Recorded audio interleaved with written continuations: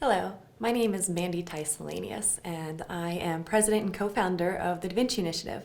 I'm also a certified K-12 art teacher, and in this series we are going to learn how to make a bark plate. The first thing you need to know about setting up and learning how to draw in a more classical way is to make sure that you have your materials set up and ready to go. And it's really worth investing in quality materials. If you want to make a quality drawing, you need quality materials. Also, remember that we're going to be spending a significant amount of time doing this drawing. Some ateliers will have you spend up to 40 hours or more on one bark drawing. So keep in mind that when you spend that much time on a drawing, that you want to make sure you have materials that can handle such long-term use, especially your paper. So today, what you're going to need for our project is you're going to need a bark plate. You can download a bark plate off of the resources part of the course.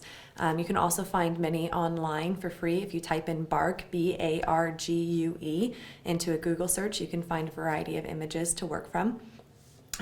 We also need some tape to tape everything up to the board. We need some drawing paper. Here I recommend using Strathmore 500 charcoal paper, like this. You can see that this paper is slightly toned. The reason I chose toned paper instead of white paper is because I have this color copy of a bark plate, and it's not white, it's quite a bit darker than white, and so I wanted my paper to match as closely as possible the background on the drawing that I'm trying to copy. So I have a lightly toned paper here. If you buy this charcoal pad, they sell it in white and toned, and on the inside you can see that there's a variety of tones. You want to pick a value of paper that most closely matches the value of your background here. So I went with this one as the closest match. Okay, the next thing you're going to need is you're going to need a skewer of some kind. You can get these at the grocery store aisle, like with the barbecue stuff. You can also buy wooden dowels from a craft supply store. Just anything long and skinny and straight is what you'll want for helping us in this drawing project. And then the last thing that you're going to need is a kneaded eraser. Do not use any other kind of eraser. It is super important that you use one of these kneaded erasers. They're much more versatile and controllable than other types of erasers out there. So get the kneaded eraser. You need it if you're going to draw in a really refined way. Okay, so the last thing that you're going to need is a little bit of like a soft brush, and this is for when we get into the stage where we're putting a lot of the shading in, or rendering as it's called. So when we get to that stage, you're going to need a soft brush as well. You want it to be really clean. Don't use a brush that you've used for other types of painting. Get a new brush that's never been used before. It's really soft and clean. All right, so the last thing that you're going to need, of course, is your charcoal. I really recommend Nitram charcoal. It's a really beautiful charcoal. It's really well made. It's a smaller manufacturer, and it's Nitram.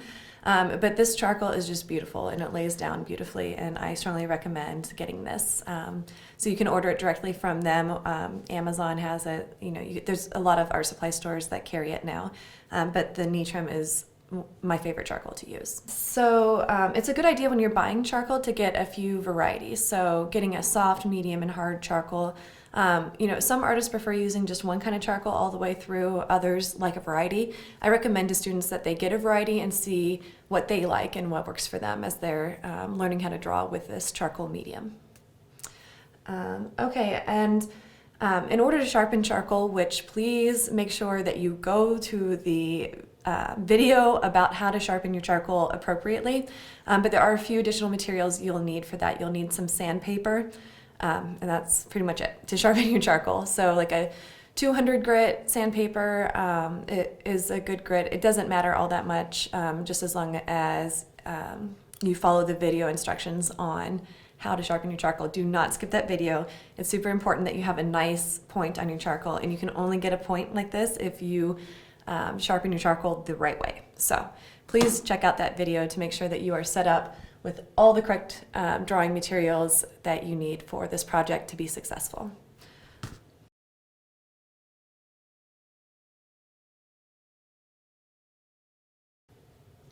So this is bonus footage for classroom teachers. For those of you who are interested in teaching a bark plate in your own classrooms, there's a few things that you can do to help streamline the process and make it a successful project in your classroom.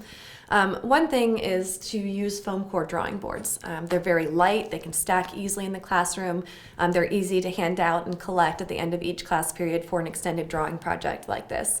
Also, if you buy foam core from your local dollar store, like they actually sell foam core for $1. It's the cheapest place I've ever seen foam core. So I certainly recommend sourcing it there for drawing boards for your classroom. Another amendment that you might want to consider when you're working in your classroom is that we're using charcoal, which in the first few videos, especially in the sharpening charcoal video, you see is creating quite a bit of dust and mess, and it does take a lot of time to sharpen charcoal. So when I teach bark plates in K-12 classrooms, I almost always choose to do it with pencil, which is a perfectly fine substitute.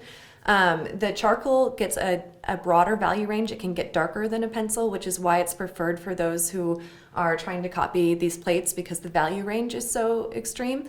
But you can still get quite a good value range with pencil, and the ease of use of pencil in the classroom just can't be beat.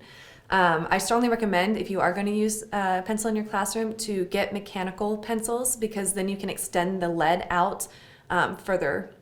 And then if you take a wood pencil and you sharpen it, you get a pretty broad point and it's only that long, whereas a mechanical pencil, you can, have an inch of lead sticking out, which gives you a lot more freedom for drawing, in a draftsmanship-like style.